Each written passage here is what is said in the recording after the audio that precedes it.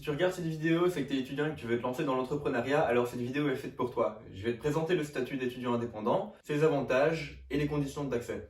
Je me présente, je m'appelle David et ça va bientôt faire 1 an que j'exerce mon activité sous ce statut et je me rends compte que malgré qu'il existe depuis 2 ans, il est encore connu par peu de gens. Le statut d'étudiant entrepreneur, comme on l'entend souvent, qui est plus précisément un statut d'étudiant indépendant, va te permettre d'exercer une activité professionnelle au même titre qu'un indépendant, mais avec des avantages en termes de fiscalité.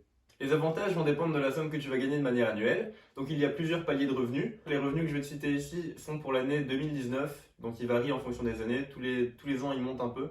Le premier étant à 6 923 €. Donc si tu gagnes entre 0 et 6 923 €, tu ne payeras aucune cotisation sociale. Cependant, tâche de répartir cette somme sur 4 trimestres et de toujours gagner moins que la somme trimestrielle.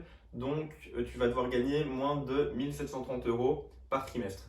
Donc ici, je parle bien de bénéfices et non pas de chiffre d'affaires. Si ton revenu est compris entre 6 923 € et 13 847 €, tu vas devoir payer des cotisations sur la somme qui excède 6 923 €. Donc, imaginons que tu gagnes 7 923 €, tu paieras tes cotisations sur 1 000 €. Et finalement, si ton revenu est égal ou supérieur à 13 847 €, tu vas devoir payer des cotisations sur la totalité de ce que tu as gagné. Donc, si tu gagnes 15 000 €, tu paieras tes cotisations sur 15 000 € au même titre qu'un indépendant.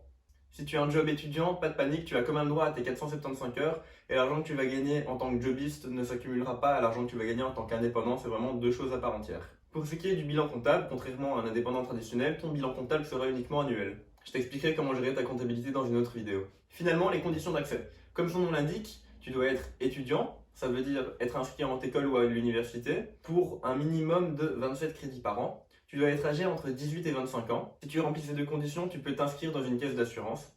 Pour l'inscription dans la caisse d'assurance, tu vas devoir apporter un certificat de gestion. Alors, soit tu l'as obtenu quand tu étais en secondaire dans des études de gestion, soit tu peux le passer en jury central, soit tu vas l'obtenir d'office dès que tu auras ton bachelier, peu importe les études que tu fais. Ou alors, tu peux demander à une tierce personne, comme tes parents par exemple, de te prêter leur gestion. Donc ça veut dire qu'ils vont se porter garant de ta gestion et ça va te permettre d'avoir accès à ton statut sans devoir passer l'examen.